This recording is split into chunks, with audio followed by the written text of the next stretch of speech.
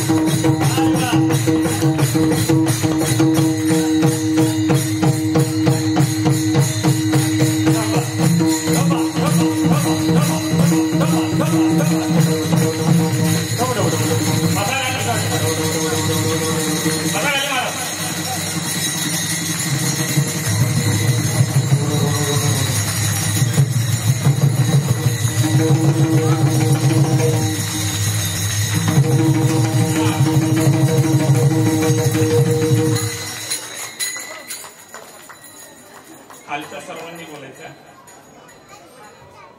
विठोबा गेले का काय घरी इथं ताण बसला पाहिजे विठोबा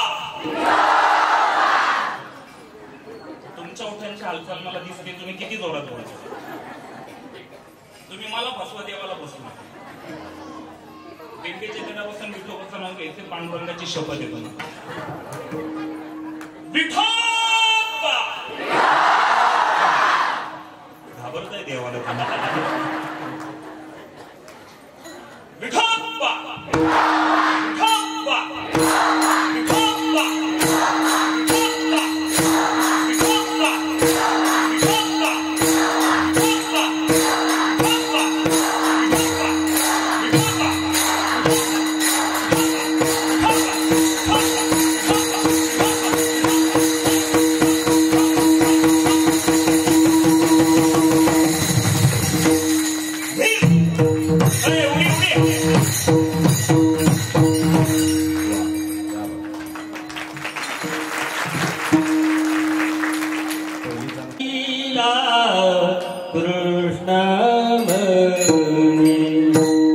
Gandhi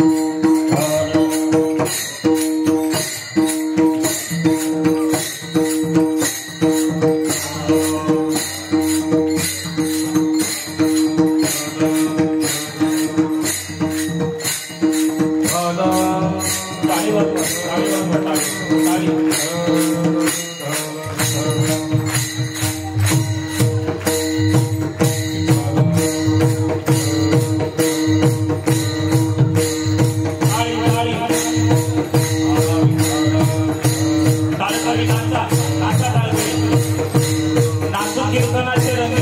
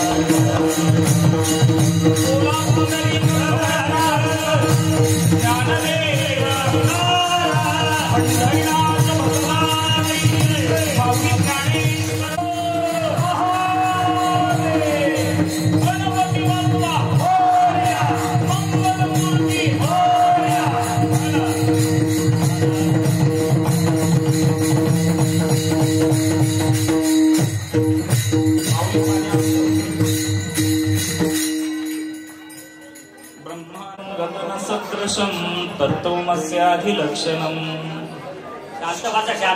एकं नित्यं विमलमचलं सर्वाधि साक्षिभूतं भावातीतं त्रिगुणरहितं सद्गुरुं तन्नमामि। गुरुर्ब्रह्मा गुरुर्विष्णु गुरुर्देवो महेश्वर गुरुः साक्षात् परब्रह्म तस्मै श्री गुरुवे नमः। नमन श्री एकदंता नमन श्री एकदंता एकपणे तुझी आता एकी दावेसी अनेकता परी एकात्मता नमुडे ओंकार स्वरूपा सद्गुरु समर्था ओंकार स्वरूपा सद्गुरु समर्था अनाथांच्या नाथ तुझ नमो। ओम नमो ज्ञानेश्वरा ओम नमो ज्ञानेश्वरा करुणा करा दयाळा तुमचा अनुग्रह लाभलो पावन झालो चराचरी। मी कळा कुसरी काहीच नेने मी कळा कुसरी काहीच नेने बोलतो वचने अतिभाविका तुमचा अनुग्रह लाधलो पावन झालो चराचरी। एका जनार्दनी तुमचा दास एका जनार्दनी तुमचा दास त्याची आस पुरवावी तुमचा अनुग्रह लाधलो पावन झालो चराचरी। विठाला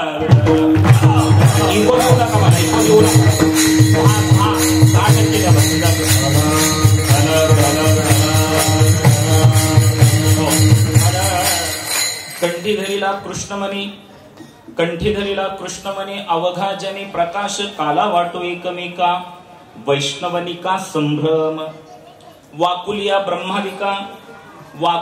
ब्रह्मादिका उत्तम लोका दाखवू काला वाटो एकमेका वैष्णवनिका संभ्रम।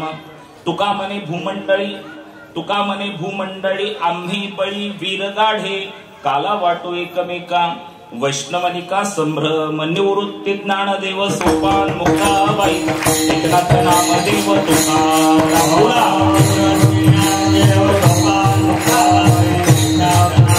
बोला बोला निवृत्ती ज्ञानदेव सोपान मुक्ताबाई एकनाथ नामदेव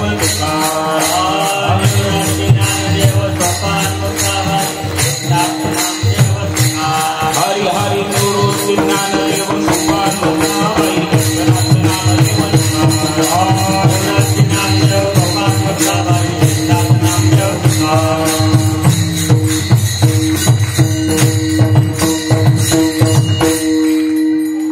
कंठी धरीला कृष्ण म्हणे अवघा जने प्रकाश काला वाटो एकमेका वैष्णवने का संभ्रम. एकदम शांतता पाहिजे, एकदम शांतता. माता भगिनींना विनंती आहे, एकदम शांतता. टाळ घेऊन उभे राहिलेली जी लेकरं आहेत, टाळांचा पण आवाज फक्त भजनाच्या वेळेसच करायचा.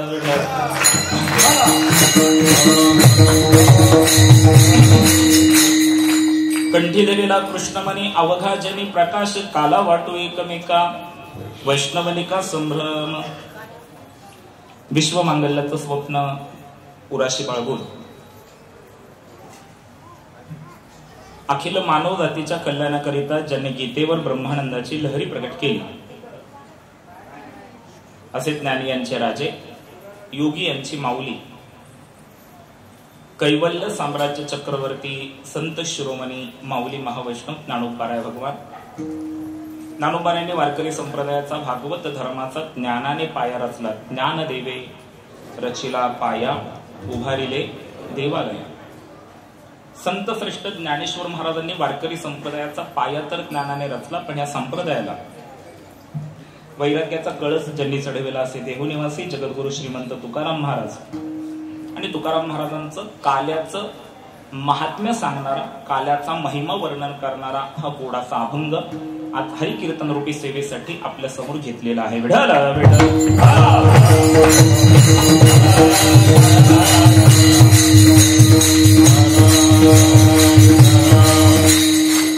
अतिशय सुंदर योग आहे.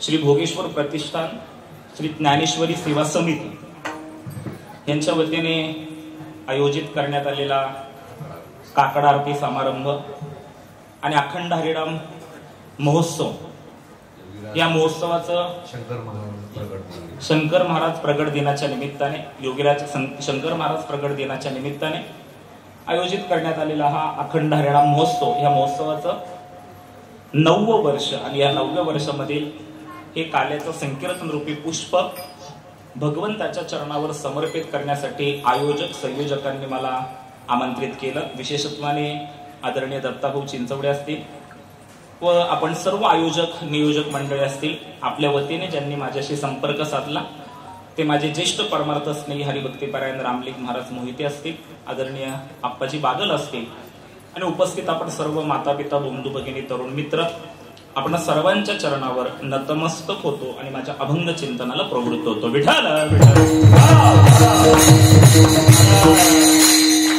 परत इको वाढवला का तुम्ही? इको नकोय मला, एकदम फ्लॅट आवाज पाहिजे. इकडं कोण बोलतंय त्यांना शांत बसवा, एकदम शांत. ते स्वयंपाक वगैरे बनवणारे असतील ना, त्यांना म्हणून शांत बसून स्वयंपाक बनवता येतो. अजिबात तुम्ही फार कामात आहात हे मला दाखवू नका. शांत, एकदम शांत. तिकडचे शांत बसल्याशिवाय मी बोलणार नाही. विठ्ठल विठ्ठल.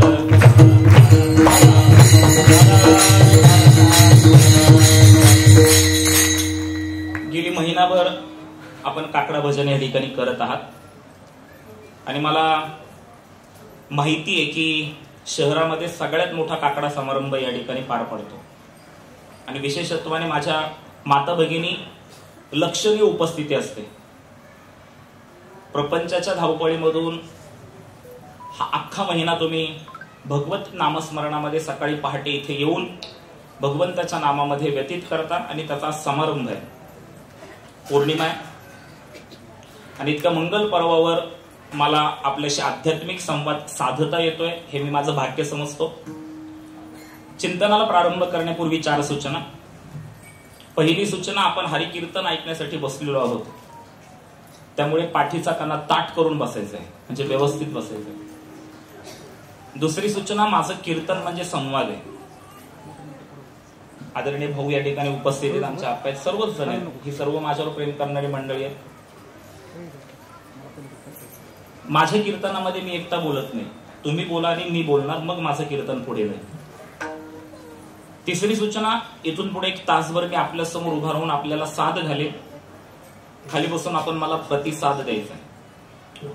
तो प्रतिसाद तुम्ही देणार कसा, तर माझं बोलणं चालू असताना तुम्ही फक्त एवढी मान हलवत राहायची, म्हणजे मला बरं वाटेल की तुम्ही ऐकताय.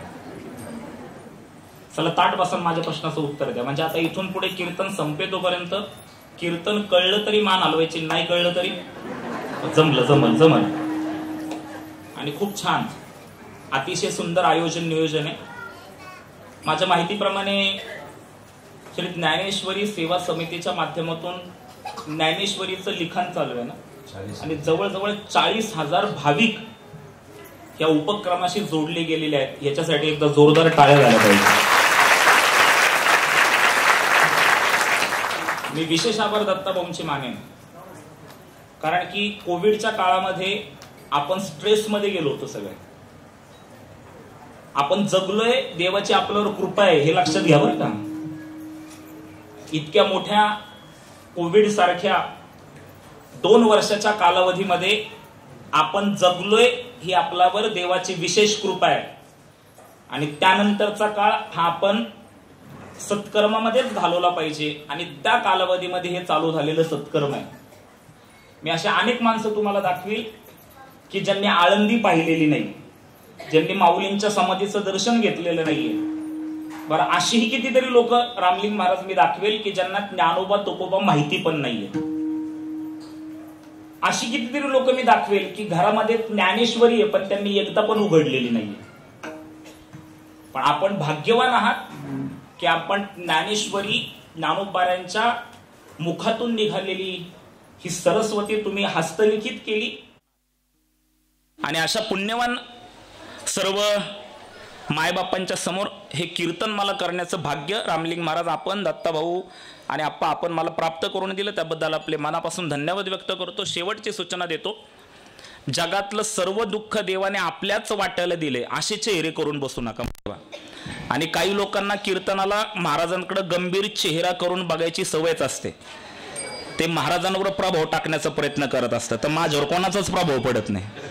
मी माझ्या मस्तीत जगणारा पाटील आहे हे लक्षात घ्या. विठ्ठल विठ्ठल.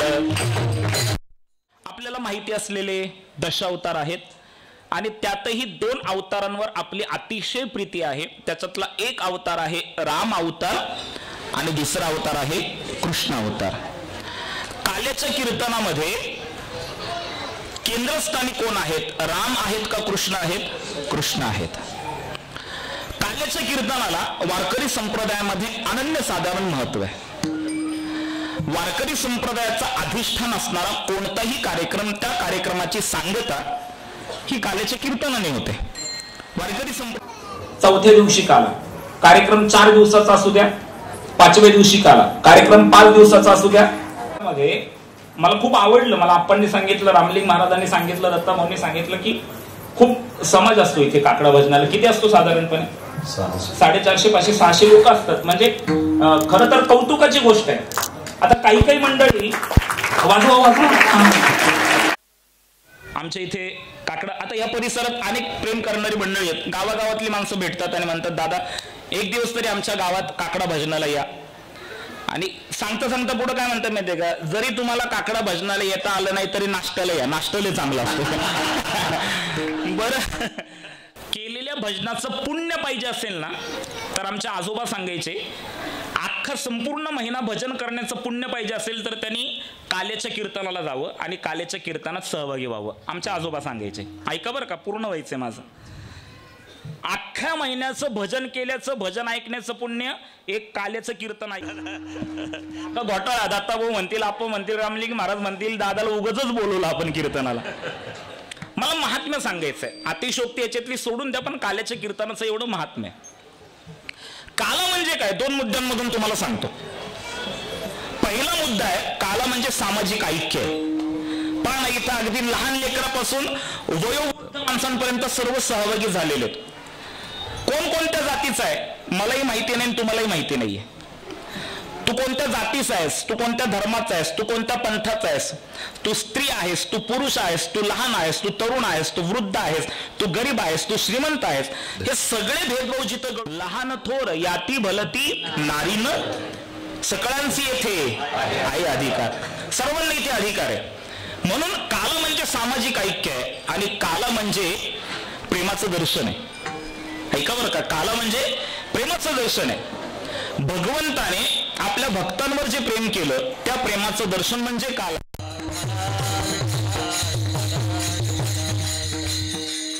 लक्षात ठेवा, ह्या मुद्द्यावर माझं कीर्तन मी संपवणार आहे. भगवंताने अनंत अवतार घेतले. आपण सुज्ञ आहात. आपण श्रीमद भगवद्गीता धर्मस्य तदात्मानं सृजाम्यहम. जेव्हा जेव्हा धर्माला ग्लानी प्राप्त होते तेव्हा तेव्हा मी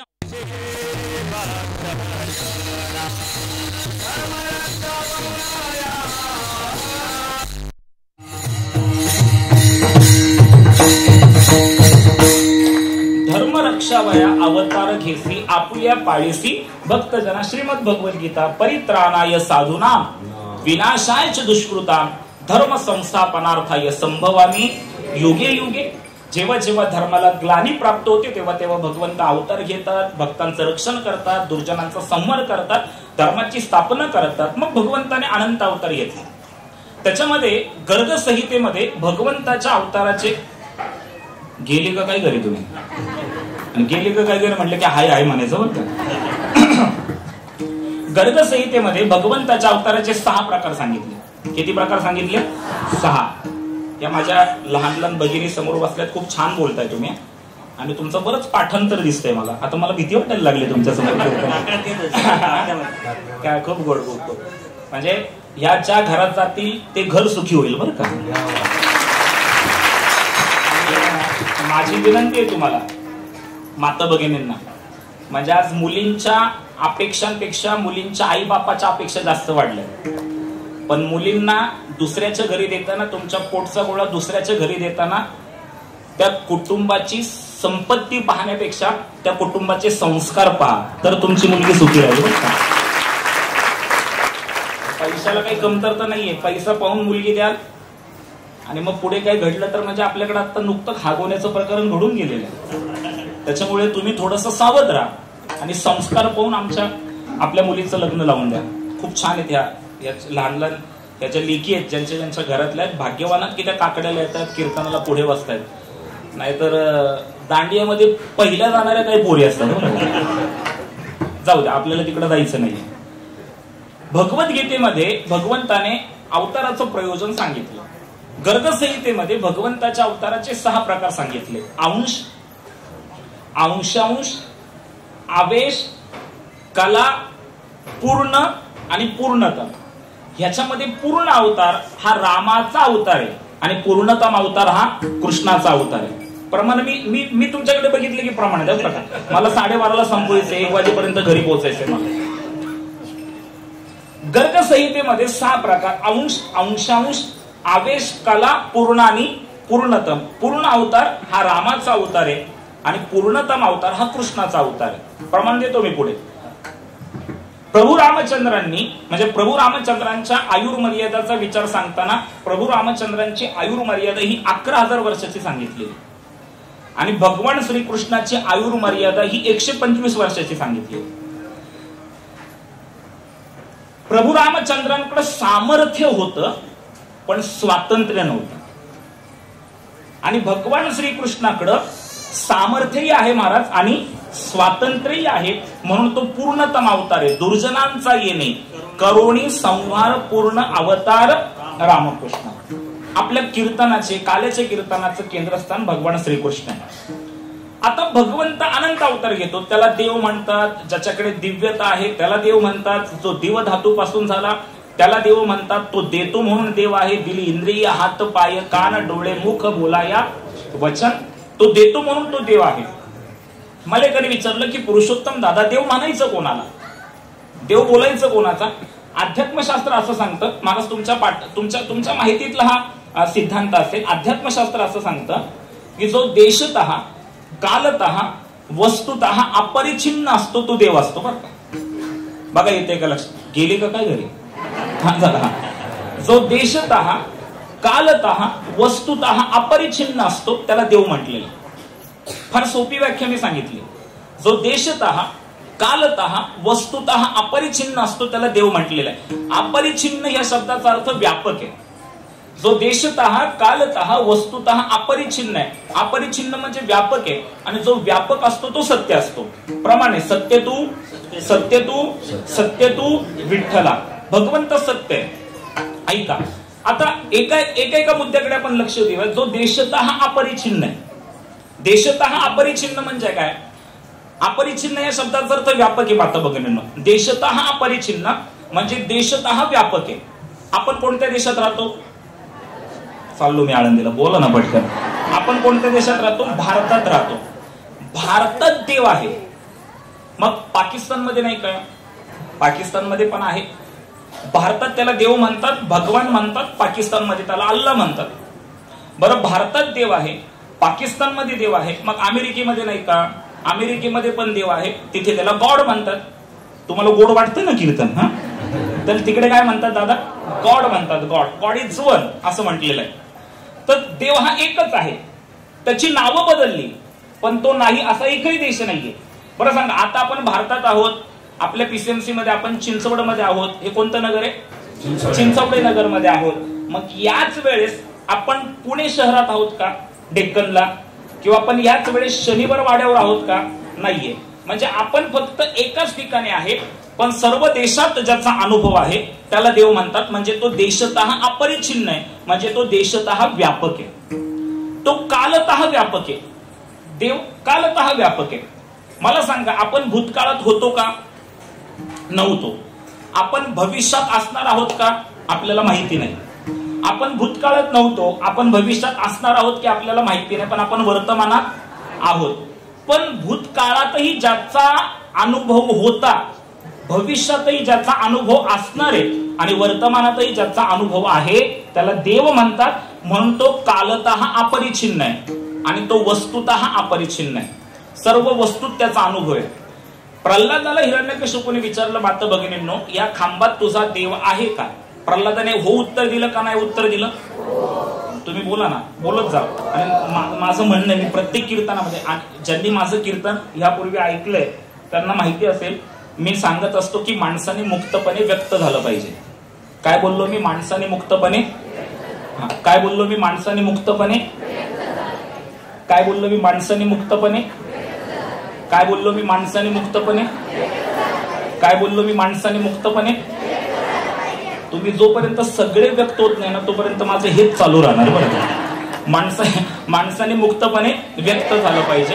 म्हणजे माता भगिनींनो, मी तुमच्या लेकरासारखा आहे, भावासारखा. ऐका, माणसाने मुक्तपणे व्यक्त झालं पाहिजे म्हणजे माणसाने मोकळेपणाने बोललं पाहिजे. आपण मोकळेपणाने बोलत नाहीत काही. आणि आपण जर मोकळेपणाने बोललो नाही तर काय होतं माहितीये? आतमधल्या आतमध्ये इथं रक्ताच्या गाठी तयार होतात. इथं डाव्या बाजूला रक्ताच्या गाठी तयार होतात आणि मग दुसरी माणसं आपल्याकडे बघून म्हणतात, लई आतल्या गाठीच आहे. तुम्ही बोलले नाही तर मी समजेल तुम्ही सगळ्या आतल्या गाठीचे आहे. बरोबर? ऐक, शूट नका करू ताई, शूट नका करू, मोबाईल मध्ये शूट नका करू. हा, तर भगवंत हा वस्तुतः परिच्छिन्न आहे. प्रल्हादाला विचारलं, याच मुद्द्यावर होतो ना आपण. प्रल्हादाला विचारलं की या खांबामध्ये तुझा देव आहे का? हिरण्यकशिपूने विचारलं. प्रल्हादाने काय उत्तर दिलं? भाऊ आहे. आहे उत्तर दिल्यानंतर त्याने लाथ मारली किंवा गदा मारली, तिथून भगवंत प्रगट झाले आणि तो अवतार होता नरसिंह अवतार. म्हणजे देव सर्व वस्तूत आहे. विठ्ठल जळीस तळी भरला, रीता ठाव नाही उरला. बंड्याला गुरुजींनी विचारलं, म्हणजे बंड्या सांग बरं, बंड्या सांग बरं देव कुठे आहे, मी तुला 2 सफरचंद देतो. बंड्या हुशार होता. बंड्या म्हणला, गुरुजी तुम्हीच सांगा देव कुठे नाही, मी तुम्हाला 4 सफरचंद देतो. येते का लक्षात तुमच्या? अरे देव नाही असं एकही ठिकाण नाही ना. माझी आवडती गोष्ट आहे, आपण ऐकली कीर्तनामध्ये, तरी पण सांगतो. तिकडे शांत बसवा ना जरा, शांत बसा, शांत बसा, शांत. कीर्तनात शांत बसत नाही तर तुमच्या महिन्याभर येण्याला काय उपयोग नाही. बरं का, माझ्याकडे लक्ष द्या. एक फार सुंदर गोष्ट मी तुम्हाला सांगतो. देवाचं अस्तित्व सर्व ठिकाणी. गोष्ट मला आवडणारी, माझ्या आजोबा सांगायचे. मी माझ्या कीर्तनामधून रामलिंग महाराज माझ्या आजोबांचंच बरंचसं सांगतो. वयाच्या 82व्या वर्षी त्यांनी देह सोडला आणि अतिशय काबड कष्टामधून एवढं मोठं वैभव निर्माण केलं. वारकरी संप्रदायामध्ये आपलं एक वेगळं अस्तित्व तयार करणं इतकी सोपी गोष्ट नाहीये. आणि मग आम्ही म्हणू शकतो, आता माझ्या वडिलांची मिरासी का देवा, तुझी चरण सेवा पांडुरंगा. वेळोवेळ आपला ज्ञानोबा तुकोबांच्या उपासनेसाठी खर्ची घालावा लागतो, तेव्हा परंपरा तयार होते. बरं का, परंपरा अशी तयार होत नाही. काही जणांना माझी परंपरा माहिती नाही म्हणून मी आता आवर्जून सांगतोय. त्यांना वाटतं हा असाच उभा राहिलेला आहे. रक्तात परमर्थ आहे, रक्तात. रक्त जर आमच्या हातातून पायातून अंगातून बाहेर पडलं ना तर त्या रक्तात पण परमार्थ आहे. माझे खापर पंजोबा जोपर्यंत शरीरात बळ होतं कोल्हापूर ते पंढरपूर चालत होते. अंगातलं बळ संपलं, घोड्यावर वारी केली आणि ती वारी आजपर्यंत अगदी माझ्या पुढच्या पिढीपर्यंत चालू आहे. आणि सातत्याने वारी चालू ठेवणं ही पांडुरंगाची कृपा आहे का? आणि त्याचंच फळ का होईना म्हणून आप्पा मागाशी मी सांगितलं, रामलिंग महाराजांना सांगितलं, तुम्हाला सांगितलं, माझ्या वाडवडिलांनी जी सेवा केली त्याचंच पुण्य म्हणून आज संत ज्ञानेश्वर महाराज संस्थानावर विश्वस्त म्हणून माऊलींजवळ केलं. माझ्या अंगावर शहारे आले जातात. याच्यापेक्षा आयुष्यात दुसरं कोणतं मोठं पद मिळावं ही अपेक्षा राहिली नाही. माता भगिनींनो, माऊलींनी कडेवर घेतले, कडेवर घेतले. जन्मोजन्मी आये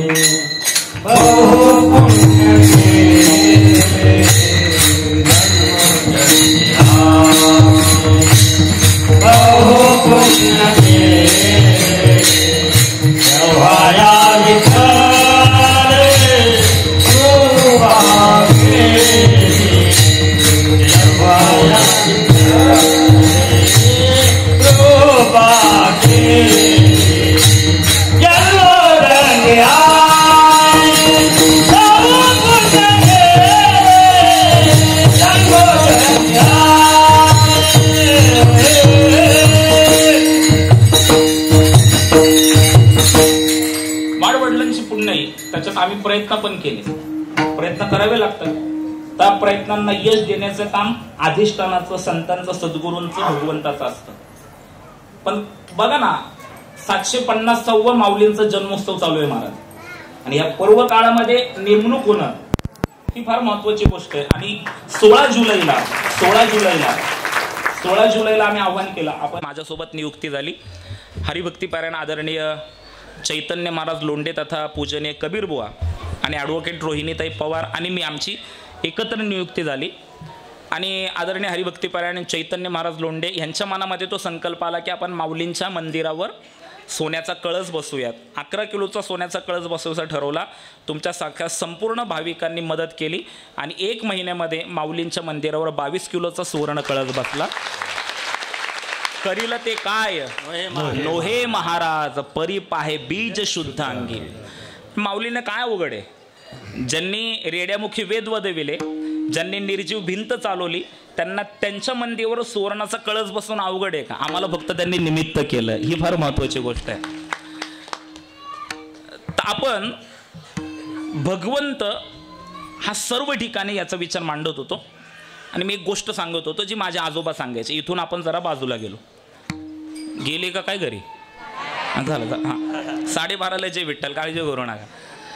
देव सर्व ठिकाणी आहे याचा विचार मांडणारा एक दृष्टांत माझे आजोबा सांगायचे. एकदा काय झालं, नारदांना लग्न करावं वाटलं. आता बुवाला पोरगी कोण देणार? प्रॉपर्टी नाही, गळ्यामध्ये विना, हातामध्ये चिपळ्यान, पायामध्ये चाळ, कोण मुलगी देणार? शोधाशोध केली, कोणीच मुलगी द्यायला तयार नाही. नारद झाले, भगवान श्रीकृष्णाकडे गेले. देवाने येण्याचं कारण विचारलं. नारदा आलाय, काय कारण? नारदजी म्हणले, काय नाही, देवा लग्न करायचं म्हणतोय. देव हसले. देव म्हणले, काय नारदा लग्न करायचंय? चला, आनंदाची गोष्ट आहे. तुमच्या लग्नाचा सगळा खर्च मी करतो. कापड चोपड माझं, मानपान माझं, जेवण खावण माझं. तुम्ही भक्त लग्नाला उभं राहायचं. नारद म्हणले, लग्नाचा सगळा खर्च तू करशील, पण पोरगी नको का लग्नाला? म्हणले, काय हरकत नाही, माझ्याकडे अनेक राजे रजवाडे येतात, एका राजाला तुम्हाला मुलगी द्यायला सांगतो. म्हणले, देवा सगळीकडे फिरून आलो पण कोणीही मुलगी द्यायला तयार नाही. म्हटले, मग तुम्हाला कोण मुलगी द्यायला तयार नाही तर माझ्याकडे कशाला आले? नारदजी म्हणतात, देवा तुला किती बायका? म्हणजे देवाच्याच बायकावर गड्याची नजर. देवा तुला किती बायका? पुरुष मंडळी ताट बसा. पटकन एका प्रश्नाचं उत्तर द्यायचं, वेळ घ्यायचा नाही. 12:30ला जय विठ्ठल करायचंय. भगवान श्रीकृष्णाला किती हजार बायका होत्या? पटकन उत्तर द्या. 16,108. बरोबर आहे. मी हा प्रश्न तुम्हाला का विचारला माहिती आहे?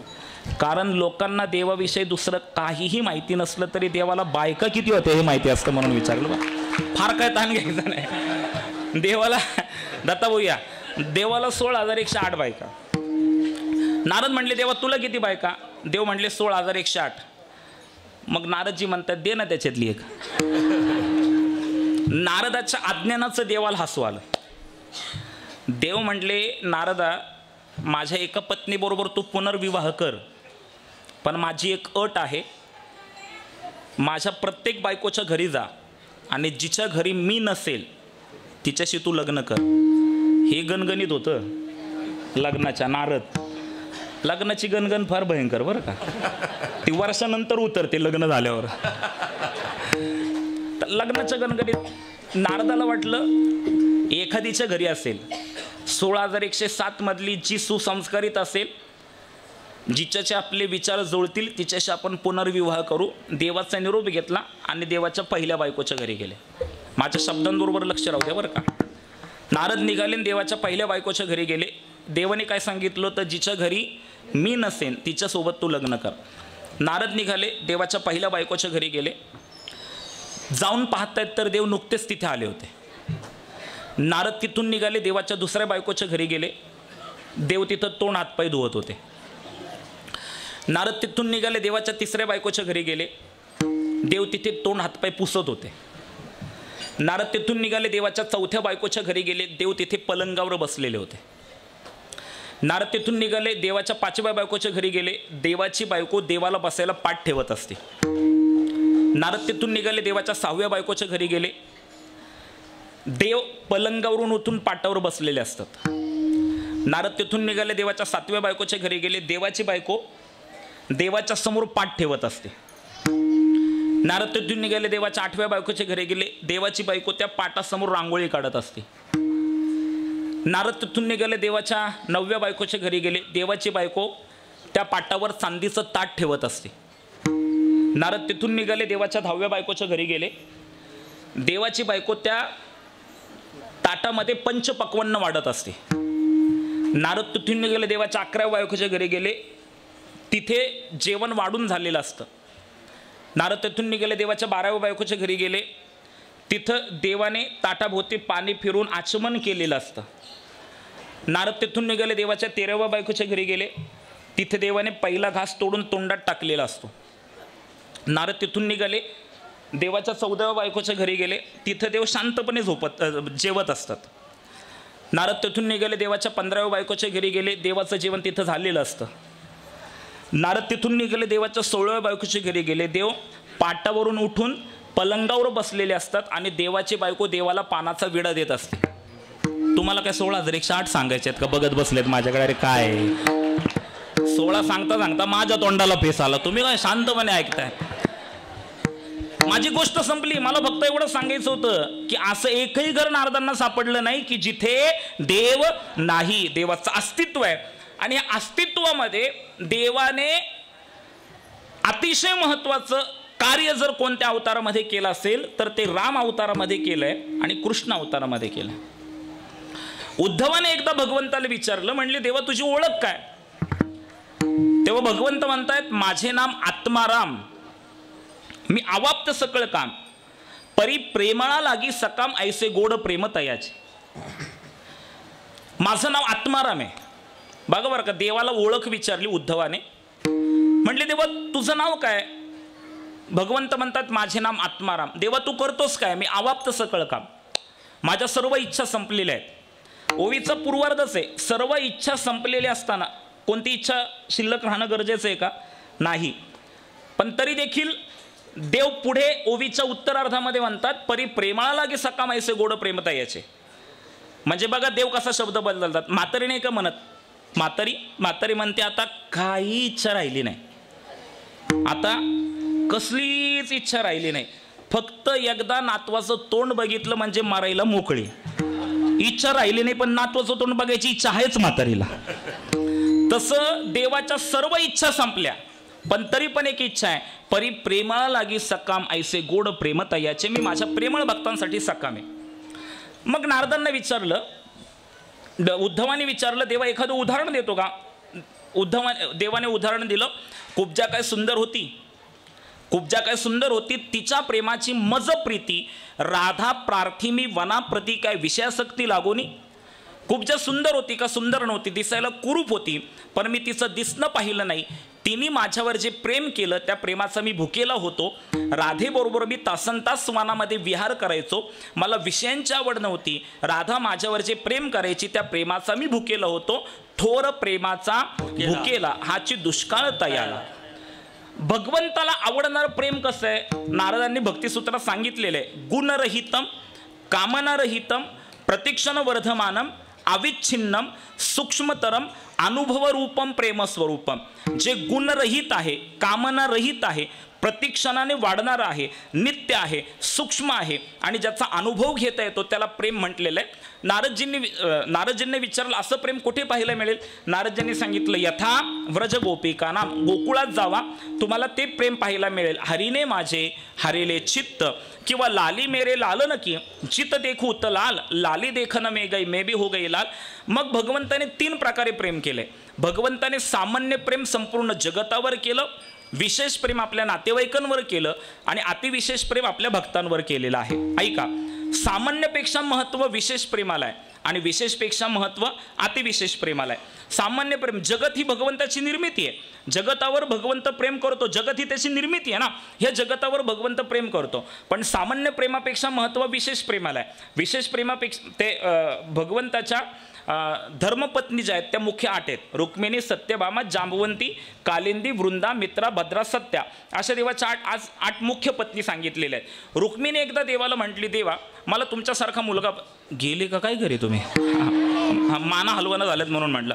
रुक्मिणी देवाला म्हटली, देवा मला तुमच्यासारखा मुलगा पाहिजे.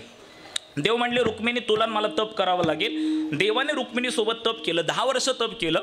रुक्मिणीला मुलगा झाला जो देवासारखाच होता, ज्याचं नाव प्रद्युम्न होतं. रुक्मिणीसोबत देवाने 10 वर्ष तप केलं कारण की देवाचं रुक्मिणीवर विशेष प्रेम होतं. सत्यभामा बोलली, देवा तुम्ही रुक्मिणीसाठी तप केलं, माझ्यासाठी काय कराल? देव बोलले, सत्यभामे तुझ्यासाठी काय करू? काय नाही म्हटले, मला स्वर्गातलं पारिजातकाचं झाड पाहिजे. भगवंत स्वर्गात गेले, पारिजातकाचं झाड आणलं, सत्यभामेच्या दारात लावलं. त्याची फुलं रुक्मिणीच्या दारात पडत होती, ही गोष्ट नंतरची. पण स्वर्गात जाऊन सत्यभामेसाठी भगवंतानी पारिजातकाचं झाड आणलं कारण की सत्यभामेवर देवाचं विशेष प्रेम होतं. एकदा जांबवंतीसोबत भगवान शंकराच्या पूजेला गेले. जांबवंतीचा नियम होता की 1000 कमळाची फुलं पिंडीवर व्हायची. त्या दिवशी 999 फुलं झाली, 1 फुल कमी पडलं. भगवंताने आपला उजवा डोळा काढला आणि जांबवंतीच्या हातात दिलं आणि सांगितलं, हा माझा नेत्रकमळ घे आणि शंकराच्या पिंडीवर व्हा आणि तुझी 1000 कमळाची फुलं वाहण्याची पूजा तू पूर्ण कर. अरे, जांबवंतीच्या पूजेसाठी भगवंताने आपला उजवा डोळा काढून दिला कारण की जांबवंतीवर देवाचं विशेष प्रेम होतं. सामान्य प्रेमापेक्षा महत्त्व विशेष प्रेमाला आहे आणि विशेष प्रेमापेक्षा महत्त्व अतिविशेष प्रेमाला आहे. अतिविशेष प्रेम देवाने कोणावर केलं तर अतिविशेष प्रेम भगवंताने गोकुळातील गोपाळांवर, गवळणींवर केलं. त्याचं कारण काय? त्याचं कारण महाराज अभंगाच्या पहिल्या चरणात सांगतात.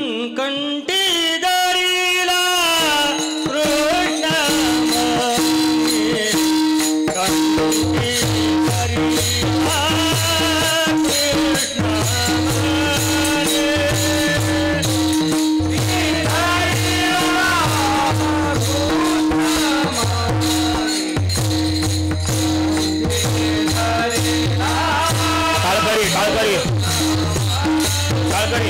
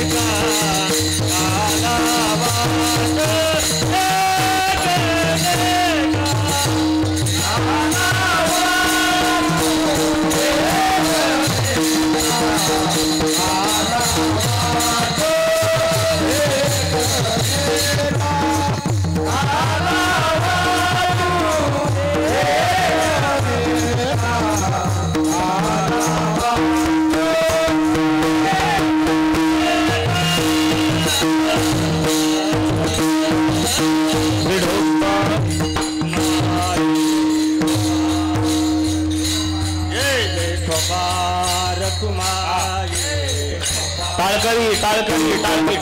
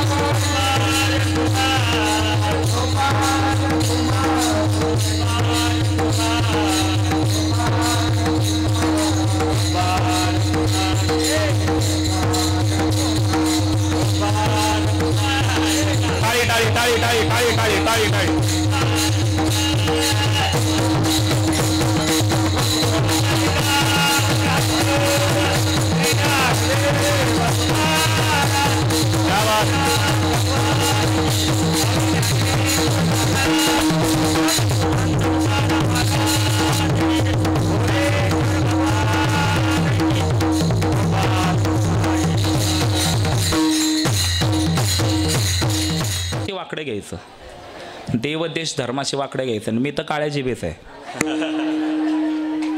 हात वर करा सगळ्यांनी, टाळकरी करा, हातवर करा, हातवर करा, हातवर. हां, माझा इको वाढवायचा नाही, माईकमधून जय म्हणायचं नाही. मी पंढरीनाथ भगवान की म्हणलं की तुम्ही सर्वांनी जय म्हणायचं आहे. आणि जो जय म्हणणार नाही आज दिवसभर आणि रात्रभर त्याचा घसानपोट दुखणार. बघा दुखतं की पंढरीनाथ भगवान की, माऊली ज्ञानेश्वर महाराज की, जगद्गुरु तुकाराम महाराज की, सद्गुरु शंकर महाराज की, भारत माता की, सनातन हिंदू धर्म की, गो माता की, छत्रपती शिवाजी महाराज की, धर्मवीर संभाजी महाराज की. हर हर गणपती बाप्पा, मंगल मूर्ती, येळकोट येळकोट, ज्योतिवाच्या नावानं करा हात खाली. विठाला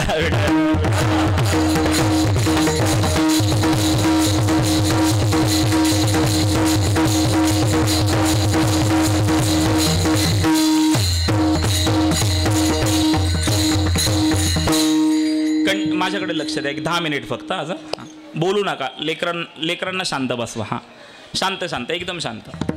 कंठी धरीला कृष्णमणी अवघा जनी प्रकाश. कंठामध्ये म्हणजे कंठामध्ये वाणीचे 4 प्रकार सांगितलेत: परा, पश्चंती, मध्यमा आणि वैखरी. परा पश्यंती, मध्यमा आणि वैखरी. मध्यमा म्हणजे कंठामध्ये, आणि मणी ह्या शब्दाचा अर्थ इथे नाम घ्यायचा. कंठी धरीला कृष्णमणी म्हणजे कंठी कृष्ण नाम आम्ही धारण केलेलं आहे. जसं की पुराणामध्ये एक उदाहरण दिलं जातं, देव, दानव आणि मानव हे भगवान शंकराकडे गेले. रामायण ग्रंथासाठी भांडण चालू होतं. भगवान शंकराने विचारलं की रामायणासाठी भांडणं चालू आहेत, मी या रामायणातल्या श्लोकांची समान वाटणी करतो. किती श्लोक आहेत? चरितम रघुनाथस्य शतकोटी प्रविस्तरम एकैकम अक्षरम पुसाम महापातकनाशकम. 100 कोटी श्लोक आहेत. त्या 100 कोटीची समान वाटणी भगवंताने केली. 33 कोटी 33 लक्ष 33,333 श्लोक देवांना दिले. 33 कोटी 33 लक्ष 33,333 श्लोक मानवांना दिले. 33 कोटी 33 लक्ष 33,333 श्लोक दानवांना दिले. झाले का 100 कोटी पूर्ण? नाही झाले. कॅल्क्युलेशन तुम्ही करा. 33 कोटी 33 लक्ष 33,333 अधिक 33 कोटी 33 लक्ष 33,333 अधिक 33 कोटी 33 लक्ष 33,333 बरोबर 99 कोटी 99 लक्ष 99,999. शेवटचे 99 सगळे बोलले. अगोदर मला तोंडाला फेस आला ना महाराज. झाले का 100 कोटी पूर्ण? नाही झाले. 100 कोटीसाठी एक श्लोक राहिला. त्या एका श्लोकासाठी भांडणं चालू झाली. तो अनुष्टुप छंदातला श्लोक होता, ज्याच्यात 32 शब्द होती. 10 शब्द दिली देवांना, 10 शब्द दिली मानवांना, 10 शब्द दिले दानवांना. झाले का 100 कोटी पूर्ण? नाही. आता 2 शब्द राहिले. त्या 2 शब्दांसाठी भांडणं चालू झाली. तेव्हा भगवान शंकर म्हणले की तुम्हा तिघांमध्ये जितकी समान वाटणी करून द्यायची तेवढी मी तुम्हाला करून दिलेली आहेत. आता राहिले 2 शब्द. ह्या 2 शब्दांची तिघांमध्ये वाटणी होऊ शकत नाही, आणि तुम्हाला फुकटची वाटणी करून द्यायला मी काय मोकळं नाही म्हणले. हे शेवटचे राहिलेले 2 शब्द मी माझ्या जवळ ठेवणार, आणि ते 2 शब्द भगवंताने आपल्या कंठात धारण केले. ते 2 शब्द म्हणजे राम. श्रीराम जय राम जय जय राम. मी सांगितलं ना तुम्हाला, सांगेल. हां, राम राम 2 शब्द राम. शिव हलाहले तापला तोही या नामे शीतल झाला, असं महाराज म्हणतात. कंठामध्ये रामनाम धारण केलं, आणि सगळ्यात महत्त्वाचं समुद्र मंथनामधून निघालेलं हलाहल विष भगवान शंकर प्यायले. ते विष भगवान शंकराच्या शरीरात प्रवेश करू शकलं नाही, ते कंठातच राहिलं. भगवान शंकराचा कंठ निळा झाला, आणि म्हणून भगवान शंकराचं नाव निळकंठ पडलं. जसं भगवान शंकराने आपल्या कंठामध्ये रामनाम धारण केलं, तसं गोकुळातील गोपाळ गवळणींनी आपल्या कंठामध्ये कृष्ण नाम धारण केलं. कंठी धरिला कृष्णमणी अवघा जनी प्रकाश. सामर्थ्य काय निर्माण झालं? अभंगाचं 2रं चरण. काला काला वाटू एकमेका, काला वाटू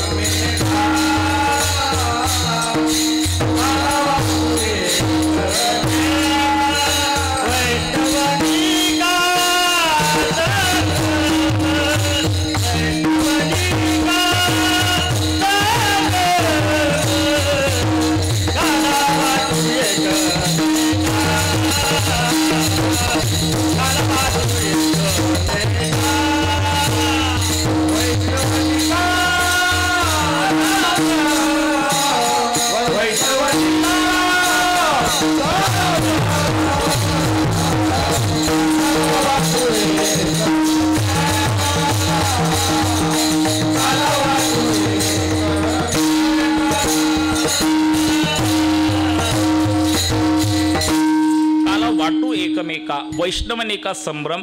आणि मग आम्हाला सामर्थ्य काय प्राप्त झालं? वाकुलिया ब्रह्मादिका उत्तम लोका दाखवू. तुका म्हणे भूमंडळी आम्ही बळी वीर गाढे. विढल विढल. काल्याच्या कीर्तनामध्ये मी सुरुवातीला सांगितलं की मर्यादा आहेत, आणि मी सुरुवात शब्द केली होती की काला म्हणजे प्रेमाचं दर्शन आहे. ते प्रेम भगवंताला गोकुळामध्ये दिसलं. भगवंताने अवतार का घेतला? नामदेव महाराजांचे सगळे अभंग तुमच्या पाठातले आहेत. पापीचे अभक्त दैत्य जे माजले धरणीसी झाले ओझे त्यांचे. माझ्याकडे लक्ष द्या तर शब्द कळतील. मी याचा अर्थ सांगणार नाही, सरळ अभंग बोलतोय. पापी जे अभक्त दैत्य जे माजले, धरणीसी झाले ओझे त्यांचे, दिधलासे त्रास ऋषी मुनी सर्वा, न पूजिता देवा कोणी एक, राहिलेले यज्ञ मोडिले कीर्तन, पळाले ब्राह्मण दैत्य भेने, वत्सरूपी पृथ्वी ब्रह्म्यापाशी जाय, नेत्री वायतोय सांगत असे, बुडविला धर्म अधर्म झाला फार, सोसवेना भार मजा आता. आणि मग सगळे भगवंताकडे गेले, भगवंताची स्तुती केली. वासुदेवा, ऋषिकेशा, माधवा, मधुसूदना करिता ती स्तवना पुरुष सुक्ते. पुरुष सुक्तामध्ये भगवंताची स्तुती केली. आकाशवाणी झाली. आकाशाची वाणी सांगे सकळांसी, तळमळ मानसी करू नका, देवकीच्या गर्भा येईल भगवान, रक्षील ब्राह्मण गायी भक्त. आणि सगळं झाल्यानंतर शेषाप्रती बोले, लक्ष्मीचा तो वर, चला अवतार घेऊ आता, पृथ्वीवरी दैत्य माजले ते फार, गाऱ्हाणे सुरवर सांगू आले, शेष म्हणे मज श्रम झाले फार, या लागी अवतार मी न घेची, राम अवतारी झालो लक्ष्मण, सेविले अरण्य तुम्हा सवे, 14 वर्षवरी केले उपोषण, जाणता पण प्रत्यक्ष हे, नामा म्हणे ऐसे वदे धरणीधर, हसोनी श्रीधर काय बोले, पूर्वी तू अनुज झालासी कनिष्ठ, सोसियेले कष्ट मज सवे, आता तू वडील होई गा सर्वज्ञा, पाळीन मी आज्ञा तुझी बारे, देवकी उदरे राहावे जाऊ रोहिणी उदरे राहावे जाऊने, मायेशी मागोनी पाठवितो, योक माया तुझं काढीने तेथून नेऊन घालील. मग हे सगळं ठरल्यानंतर मग तो काळ आला. वसुदेवा देत देवकी बहीण, लग्नामध्ये विघ्न झाले आहे का, आकाशाची वाणी सांगत असे कंसा, मानी भरवसा हा बोलण्याचा, आठवा हिचा पुत्र वधिल तुझसी, ऐकोनी मानसी क्रोधावला, घेऊन या खड्ग माराया धावला, हातो तो धरिला वसुदेवे, देईन मी पुत्र सत्य माझे माना, ठेवा बंदीखाने दूता सांगे, पुण्य सारावया भेटे देव ऋषी, वधी बाळकासे ठेवू नको, होताची प्रसूत नेहून या देत, सहाही मारित दुराचारी, धन्य त्यांचे ज्ञान न करीच शोक, वधिता बालक नामा म्हणे. काय वसुदेव देवकीच्या आयुष्यातलं दुःख असेल आप्पा. समोर डोळ्यासमोर कंसाने 6 मुलं मारली. काय दुःख असेल विचार करा. मला त्याच्यावर बोलायला वेळ नाहीये. मग ही 6ही मुलं मारून 7वा गर्भ योग मायेने नेऊन रोहिणीच्या उदरात घातला. आणि मग तो क्षण आला. देवकीचे तेज दिसे जैसा सूर्य, कंसाचे हृदय जळत असे. आणि मग तो क्षण आला. दशरथे मारिला तोची होता मास, वर्ष ऋतू असे कृष्ण पक्ष, वसुनाम तिथी बुधवार असे, शुक सांगत असे परीक्षिती, रोहिणी नक्षत्र 2 प्रहर रात्र, माया घाली अस्तर रक्ष पाळा, नवग्रह अनुकूळ, सर्वांचे जे मूळ, वसुदेव कपाळ धन्य धन्य, जयाचा तो वंश तयासी आनंद, माझ्या कुळी गोविंद अवतरला, आयोनी संभव नोहे काय श्रमी, नामयाचा स्वामी प्रगटला. भगवंत प्रगट झाले.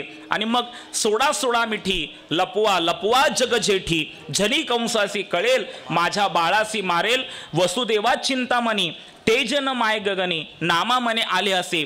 देव तेव्हा सांगत असे. काय सांगितलं. नंदाच्या घराला मजने ही गोकुळाला, माया उपजली तेठे, ठेवी मज आणि येथे, मनसी रक्षपाळ ते म्या मोही सकळ, आच्छादित रूप नामा म्हणे माझा बाप, उचलिला कमळापती, पायीची बंधने गळती, त्रैलोक्या तुझं न माय, त्याचे बंधन करील काय. आणि मग यमुनेला पूर आला होता, पाऊस पडत होता, नाकातोंडात पाणी जाऊ लागलं. जीवाची पर्वा न करता कान्हाला गोकुळामध्ये घेऊन गेले. तिथे कानाला ठेवलं, त्या मुलीला उचललं, परत आले, बंधनात पडकले. ती मुलगी रडायला लागली. रडे माया करी आकांत, नामा म्हणे उठती दूत.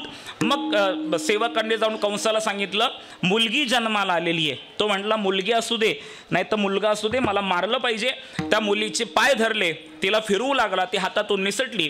आणि तिने सांगितलं तुझं लागी वधी उपजला मजा आधी, तुला मारणारा माझ्या अगोदर जन्माला आलेला आहे. आणि मग इकडे गोकुळीच्या सुखा अंतपार नाही लेखा, बाळकृष्ण नंदा घरी आनंदल्या, नरी नारी गुडिया तोरणे, करीती कथा गाती गाणे, तुका मने छंदे येणे वेधिले गोविंदे.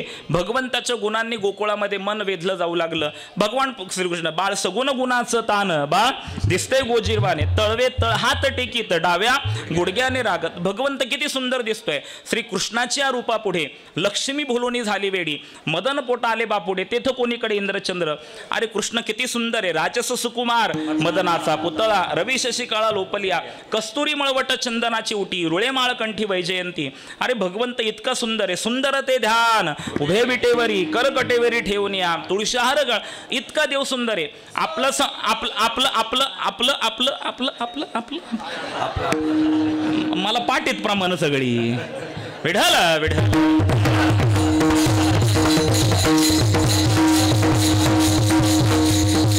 आपलं सौंदर्य संपणार आहे आणि भगवंताचं सौंदर्य नित्य नूतन आहे. आपलं सौंदर्य संपणार आहे आणि भगवंताचं सौंदर्य नित्य नूतन आहे. भगवान जन्माला आल्यापासून निजधामात जाईत तोपर्यंत नित्य नूतन दिसत होता. आपलं सौंदर्य संपणार आहे, संपणार आहे, लक्षात घ्या. ते यौवनम कुसुमोपमम क्षणिकम चलाम आयुष्यम तस्मात जाग्रही जाग्रही जाग्रही. सुभाषितकार म्हणतात यौवन म्हणजे तारुण्य हे फुलासारखं आहे. सकाळी बागेत गेल्यानंतर फुल असं फुललेलं असतं, पण संध्याकाळी गेल्यानंतर तेच कोमेजलेलं असतं. तसं आपलं सौंदर्य आहे महाराज. आपण दिवसागणिक म्हातार होत चाललोय. दिवसागणिक आपण फार काही टवटवीत नाही दिसत आहे. दिवसागणिक आपण कोमेजून जायला लागलेलो आहे. पण आपल्याला असं वाटतं की आपण तरुण होतोय. आपण ते सगळं जाऊन द्या. भगवान परमात्मा इतका सुंदर दिसतो. आणि मग भगवंताने त्या गोकुळामध्ये आपल्या लीला चालू केल्या. लीला इतक्या चालू केल्या. एके दिवशी तो सगळे सवंगड्यांना घेऊन बसला आणि विचारलं काय रे. म्हणले अरे आपल्याकडे दही गेले का काय घरी तुम्ही झालं. हा आपल्याकडे दही दूध तूप लोणी सगळं आहे, मग तुम्ही ते खात का नाही. तुमची तब्येत एवढी खराब का झाली आहे. तेव्हा सहकार्याने सांगितलं, सवंगड्याने सांगितलं भगवंता अरे दही दूध तूप लोणी असून करतो काय. पोटात गेलं तर तब्येतीला लागेल, तब्येत चांगली होईल. अरे कर रूपाने सगळं कंसाकडे जात आहे, काहीच खाय. अरे मग आपल्या हक्काचं आहे, मग ते मागा ना. देवा मागून मिळत नाही, का मागितलं म्हणून मार मिळतो, म्हणून देवा आम्ही मागू शकत नाही. अरे मग जे आपल्या हक्काचं आहे ते मागूनही मिळत नाही ना, तर मग ते ओढून घेतलं पाहिजे. मग तिथून नंतर भगवंताच्या खोड्या चालू झाल्या. इतक्या खोड्या केल्या की एके दिवशी सगळ्या गवळणींनी ठरवलं आणि सगळा मोर्चा यशोदेच्या घरी घेऊन गेल्या. आणि मग तो मोर्चा घेऊन गेल्यानंतर प्रत्येक गवळण गारणी सांगू लागली. गवळण सांगती गारहानी रात्री आला चक्रपाणी खाऊनी. देवाच्या खोड्या सांगतायत बरं का या गवळणी. गवळण सांगती गारहानी रात्री आला चक्रपाणी खाऊनी दही दूध तूप लोणी फोडिली अवघी विरजनी. हागेबाई कोणाशी आवरेना यशोदे बाळ तुझा ताना कोठवरी सोसू धिंगाना. दुसरी आली धावत यानी बाय काय केली मात मुखासी मुख चुंबन देत गळ्यामध्ये हात घालत धरू जाता सापडेना यशोदे बाळ तुझा ताना कोठवरी सोसू धिंगाना. तिसरी आली धावोनी यानी बाय काय केली करणी पतीची दाढी माझी वेणी दोहीसी गाठ बांधोनी. गाठबाई कोणाशी सुटेना यशोदे बाळ तुझा ताना कोठवरी सोसू धिंगाना. मग त्याच्यानंतर एक गवळण आली. ती म्हणली यशोदे तुझ्या कृष्णाला काहीतरी सांग. काय झालं ग. माझ्या घरी 2 दिवसापूर्वी आला, घरात आला, दही दूध तूप लोणी पोटभर खाल्लं आणि कोपऱ्यात एका भरलेला ताकाचा डेरा ठेवला होता. त्या ताकाच्या डेऱ्याजवळ गेला. त्याला उचलता येत नव्हता तो ताकाचा डेरा. त्यांनी जीव लावून कसा बसा तो उचलला आणि स्वतःच्या डोक्यावर घेतला. तो भरलेला ताकाचा डेरा घेऊन तो माझ्या घराच्या बाहेर गेला आणि घराच्या बाहेरच्या ओट्यावर माझा 75 वर्षाचा म्हातारा सासरा झोपला होता. त्याने मागचा पुढचा कसलाच विचार केला नाही. माझ्या झोपलेल्या 75 वर्षाच्या म्हातारा सासऱ्याच्या डोक्यात त्याने भरलेला ताकाचा डेरा फोडला. माझा सासरा मेला असताना तिथे ती भगवान श्रीकृष्ण होते. हे यशोदेला गारहाणं सांगितल्यानंतर यशोदेने कृष्णाला विचारलं कृष्ण हे खरं आहे का. हिच्या सासऱ्याच्या डोक्यात तू भरलेला ताकाचा डेरा फोडला. ती म्हणती तिचा सासरा मेला असता. कृष्ण म्हटला हो आई सगळ्यांसोबत खोटं बोलेल पण तुझ्यासोबत खोटं बोलणार नाही. मी हिच्या सासऱ्याच्या डोक्यात ताकाचा डेरा फोडला. मग विचारलं यशोदेने का फोडला. तो म्हटला आई चिंचवडे नगरमध्ये सप्ताह चालून होऊन 9 वर्ष झाले. दररोज संध्याकाळी 7 ते 9 कीर्तन आहेत. तर 7 ते 9 कीर्तनाला जाऊन ह्या म्हाताऱ्याने कीर्तन ऐकण्याच्या ऐवजी हे म्हातारं घरी झोपलेले अशी म्हातारी मेलेलीच बरी म्हटला. विनोदाचा भाग सोडून द्या. त्याच्यानंतर एक अजून गवळण आली. ती म्हणली बाई तुझ्या कृष्णाला काहीतरी समजावून सांग. म्हणली तुझ्या बाबतीत काय केलं. काही नाही म्हणली. आमच्या इथे काल्याचं कीर्तन होतं चिंचवडे नगरमध्ये पुरुषोत्तम दादांचं. आणि पुरुषोत्तम दादांना आम्ही TV वर पाहिलं, कीर्तनात पाहिलं, त्याच्यात आमच्या घरातल्या मुलांनी बिग बॉसमध्ये पाहिलं. आणि मग असे पुरुषोत्तम दादा आमच्या घरी येणार आहेत म्हटल्यानंतर आम्हाला आनंद झाला. म्हणून मग मी आमच्या घराच्या बाहेर रांगोळी काढत होते. तो तुझा कृष्ण तिथे आला आणि मला बोलला किती क सुंदर रांगोळी काढते, अख्ख्या चिंचवडे नगरमध्ये तुझ्यासारखी रांगोळी काढणारी दुसरी बाई नाही. मला वाटलं तुझा कृष्ण सुधारला, म्हणून मी त्याचं कौतुक करायला लागले, तो माझं कौतुक करायला लागला. आणि रांगोळी काढून पूर्ण झाल्यानंतर मी त्याला बोलले, कृष्णा कान्हा हे बघ रांगोळी किती सुंदर मी काढलेली आहे, तुला पण आवडलेला. तो बोलला हो. मग आता रांगोळी काढून झाली आहे, मी हा रंग आणि ही रांगोळी घरात ठेवायला जाते, तोपर्यंत तू मी काढलेल्या रांगोळीवर लक्ष ठेव, एखादं जनावर येईल आणि ते विस्कटून टाकेल, लक्ष ठेव लक्ष ठेव. तुझा काना म्हणला तू आतमध्ये जा, मी लक्षच ठेवायला लावलोय तुझ्या रांगोळीवर. आणि मी आतमध्ये आले आणि आतमध्ये येऊन आतमध्ये रंग आणि रांगोळी ठेवली. बाहेर येऊन पाहते तर तुझा कान्हा रांगोळीवर लक्ष ठेवत नव्हता, रांगोळीच्या मध्ये उभा होता. आणि नुसता रांगोळीच्या मध्ये उभा राहिला नाही तर तुझा कान्हा तुझा कृष्ण त्या रांगोळीच्या मध्ये उभा राहून मी काढलेल्या रांगोळीवर फळा मुतला से बरं का. अष्टदळ काढलेले अंगणी वरी मुते तुझा चक्रपाणी. महाराज जर म्हणले तर आपल्याला बोलायला काय हरकत आहे. लोक म्हणतात टिंब केलं. अरे टिंब काय केलं, ही नैसर्गिक विधी आपण त्या करतोच. आणि मग हे सगळी गाऱ्हाणे ऐकल्यानंतर ऐसी ऐकता गाऱ्हाणी यशोदे नैनी आले पाणी, कृष्णा खोड्या दे टाकूनी. अरे कृष्णा खोड्या टाकून दे. आणि आईच्या डोळ्यातलं पाणी पाहिल्यानंतर भगवंताला वाईट वाटलं. त्याने आईचे डोळे पुसले आणि म्हटले, आई माझ्यामुळे तुझ्या डोळ्यात पाणी आलं ना, मी आजपासून खोड्या करणार नाही, तू जे सांगशील ते मी करेल. आणि मग भगवंताला आपल्या सवंगड्यांसहित यशोदेने गाई वासर चारण्यासाठी पाठवलेले आहेत. यमुनेच्या तीरावर गाई वासर चारण्यासाठी सवंगड्यांसोबत भगवंत गेलेले आहेत, अनेक खेळ खेळलेले आहेत. दुपारची वेळ झाली आता वेळ म्हणती अनाशी दोऱ्या, खांदी भार पोटी भूक काय खेळायचे सुख. भगवंताने सर्वांच्या शिदोऱ्या एकत्र केलेल्या आहेत, सर्वांना कमलाकाराप्रमाणे बसवून घेतलेले आहे. भगवंत स्वतःमध्ये बसलेले आहेत सर्वांच्या शिदोऱ्या घेऊन, आणि मग आपली शिदोरी त्याच्यात दिलेली आहे. आणि मग तो प्रसाद भगवंताने त्यावेळेस तिथे वाटला, जो प्रसाद आज आपण या ठिकाणी करतोय. पुंडलिक वरद हरी विठ्ठल श्री ज्ञानदेव तुका.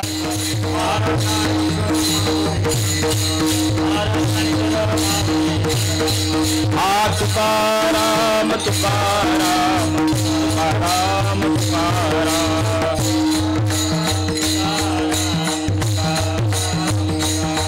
हरी तुकाराम तुकाराम तुकाराम तुकाराम.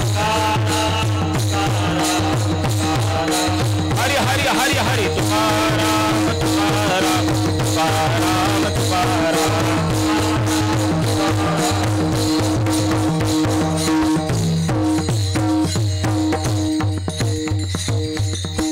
माझ्याकडे लक्ष द्या. अतिशय सुंदर योग आहे. भोलेश्वर प्रतिष्ठानच्या वतीने व ज्ञानेश्वरी सेवा समितीच्या वतीने आयोजित करण्यात आलेला हा कार्यक्रम. खरं तर मी सर्व आयोजक संयोजक नियोजकांचे मनापासून आभार व्यक्त करतो. इतका सुंदर कार्यक्रम आपण या ठिकाणी आयोजित केलेला आहे.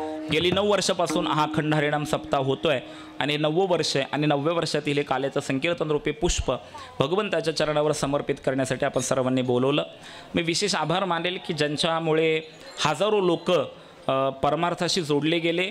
त्या आदरणीय दत्ताभाऊ चिंचवडे असतील, दत्ताभाऊंचे मी मनापासून आभार व्यक्त करतो की एक फार चांगला संकल्प त्यांनी केला आणि तो संकल्प त्यांनी पुढं सातत्याने ठेवलेला आहे. एकदा दत्ताभाऊंसाठी एक जोरदार टाळ्या वाजवा, खरं जोरदार टाळ्या वाजवा.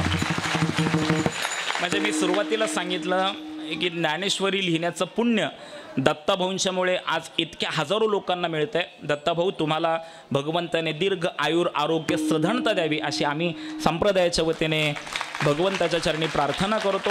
आणि जो भगवंताचं नामस्मरण करून देतो त्याचं आयुर आरोग्य ही वाढलं पाहिजे, त्याची सधनता वाढली पाहिजे आणि ती प्रार्थना आम्ही करेल. नक्कीच आपण सर्वजण उपस्थित आहात. मला आयोजक नियोजकांच्या माध्यमातून ज्यांनी माझ्याशी संपर्क साधला ते माझे ज्येष्ठ परमार्थ स्नेही, माझ्यावर नितांत ज्यांचं प्रेम आहेत ते आदरणीय हरिभक्तीपरायण रामलिंग महाराज असतील. रामलिंग महाराजांचे मनापासून धन्यवाद व्यक्त करतो. उपस्थित सर्व टाळकऱ्यांचे महाराज आपले मनापासून धन्यवाद व्यक्त करतो. आदरणीय अप्पा बागल असतील, आदरणीय भाऊ असतील, सर्वांचे मनापासून धन्यवाद व्यक्त करतो. बोलता बोलता एखादा वेडावाकडा शब्द माझ्याकडून गेला असेल आपली दिलगिरी व्यक्त करतो. वाणीला पूर्ण विराम देतो. मी वारकरी संप्रदायाच्या वतीने संतश्रेष्ठ ज्ञानेश्वर महाराज संस्थान कमिटीच्या विश्वस्त होण्याच्या नात्याने आपल्याला आपल्या ह्या परमार्थिक कार्याला कोटी कोटी शुभेच्छा देतो. टी व्हीवर तुम्ही माझी कीर्तनं पाहताच, पण सोशल मीडियाचा काळ आहे. सोशल मीडियाचा काळ, टी व्हीवर कीर्तनं पाहिलेलीच आहेत, पण सोशल मीडियाचा काळ, मग यूट्यूब असेल, इंस्टाग्राम असेल, फेसबुक असेल, याच्यावर माझी कीर्तन ऐकायची असतील तर पुरुषोत्तम दादा पाटील टाकलं तर तुम्हाला ती पाहायला मिळतील. आता नवीनच मी तेही गोष्टी रम्य अशी एक सिरीज चालू करतो आहे, तीही तुम्हाला माझ्या सोशल मीडियाच्या प्लॅटफॉर्मवर पाहायला मिळेल. आपण सर्वांनी नक्की त्याचा अनुभव घ्यावा, ऐकावा अशी आपल्याला विनंती करतो. पुन्हा एकदा आपल्या परमार्थी कार्याला कोटी कोटी शुभेच्छा देतो. माता भगिनींसाठी एकदा जोरदार टाळ्या वाजवा, खरंच जोरदार टाळ्या वाजवा. खरं तर तुमचं कौतुक करावं तेवढं थोडं आहे की तुम्ही तुमच्या प्रपंचाचा गाडा ओढता ओढता परमार्थ इतक्या निष्ठेने करताय. तुमचं डेडिकेशन, तुमचं समर्पण माता भगिनींनो फार मोठं आहे. तुम्हा सर्व माता भगिनींच्या चरणावर तुमचं लेकरू, तुमचा भाऊ म्हणून साष्टांग दंडवत घालतो. तुमच्याकडून देखील असाच परमार्थ भगवंताने करून घ्यावा अशी भगवंताच्या चरणी प्रार्थना करतो. जय विठ्ठल होईल, काल्याचा अभंग होईल, आरती होईल आणि नंतर कार्यक्रम संपेल. मी जय विठ्ठल झालं, हांडी फोडली की लगेच निघतो, मला परवानगी द्या. विठ्ठल जय जय विठ्ठल.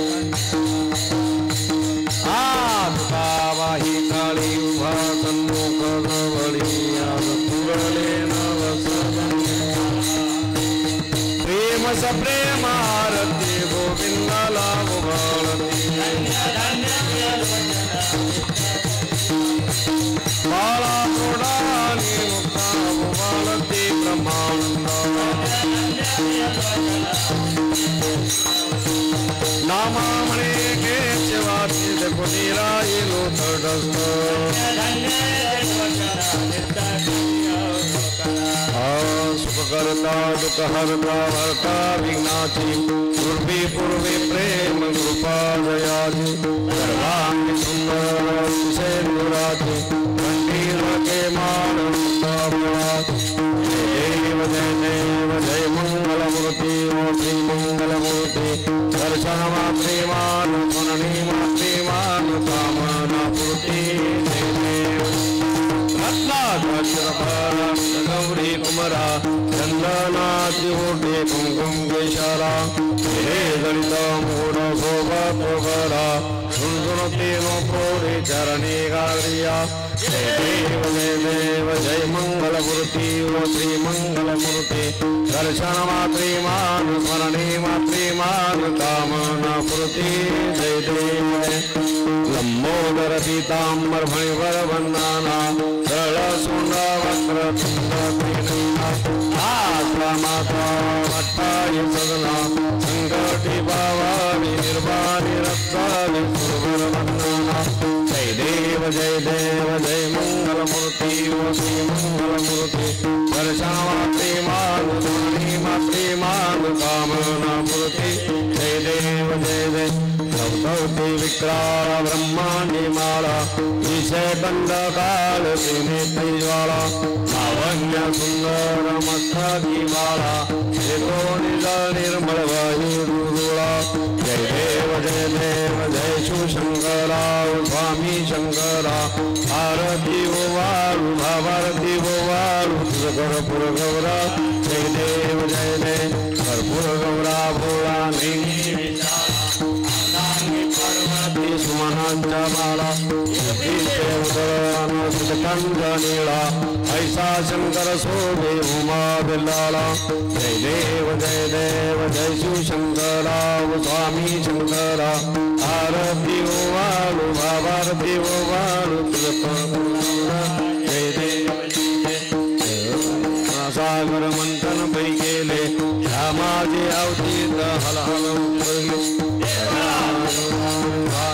केले नाम प्रसिद्ध झाले जय देव जय शिवशंकरा स्वामी शंकरा आरती ओवाळू भारती ओवाळू कर्पूर गौरा जय देव जागरांबर फणिवरधर सुंदर मरणारी पंचानन मनमोहन मुजन दुपारी कोटि जय बीज वाजे उच्चारी कोटि राम दासा अंतरी जय देव जय शिवशंकरा स्वामी शंकरा आरती ओवाळू भारती ओवाळू कर्पूर गौरा जय देव सत्राणि उद्धार ओंकार वदनी सर्वजनातानि ब्रह्मांड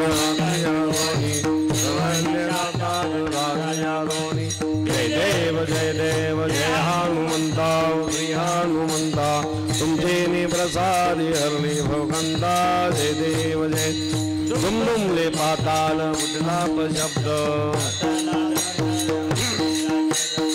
हरे ब्रह्मा राखी रामी रामदास भक्तीचा छेद जय देव जय हनुमंता श्री हनुमंत तुमचे नि प्रसाद हरली भवकंता जय देव 28 विडवारी वामांगे रुक्मायुधि दिव्यजो कुंडलिका भेदी ब्रह्मालेगा चरणी वाय भीम उत्तरी जय देव जय पांडुरंगा हरि पांडुरंगा रुक्माई वल्लभ राईचा वल्लभ भावी जुलगा जय देव तुळशी माळा गळा गरढेवणी गटे कासे पितांबर कस्तूर ललाट देव सुवर नित्य कावेती गरुडा हनुमंत विराट जय देव जय पांडुरंगा हरि पांडुरंगा रुक्माई वल्लभ राईचा वल्लभ भावी जुलगा जय देव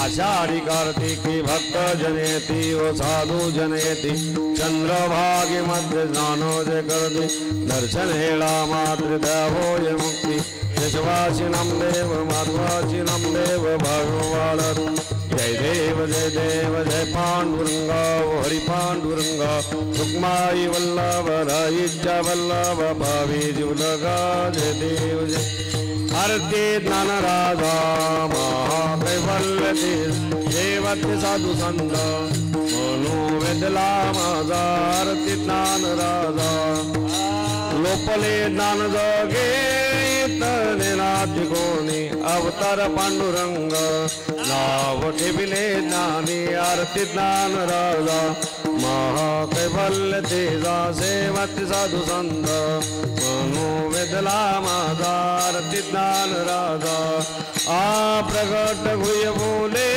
विश्व ब्रह्माजगे राम जनार्दनी गडेविले आरती ज्ञान राजा महाकैवल्य तेजा सेवत साधू संत मनोवेदला माझा आरती ज्ञान राजा आरती तुकारामा स्वामी सद्गुरुराम सच्चिदानंद मूर्ती आय राघवी अम्मा आरती तुकारामा राघवी सागरात पाशानकारी कैसे तुकोबाते अभंग रखिले आरती तुकारामा स्वामी सद्गुरुधामा सच्चिदानंद मूर्ती आय राघवी अम्मा आरती तुकारामा पिता तुलनेचे ब्रह्मा तुकाशी आले म्हणून रामेश्वरी गडेविले आरती तुकारामा स्वामी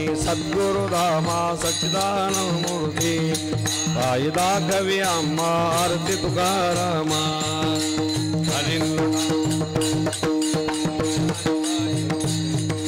प्रेमे आलिंगन आनंद पूजन भावी वाळे म्हणे विठ्ठल रुक्माई दोबार रुक्माई विठ्ठल इचवावी माझी आस पंढरीचा वार करी संत संगी सर्व काळ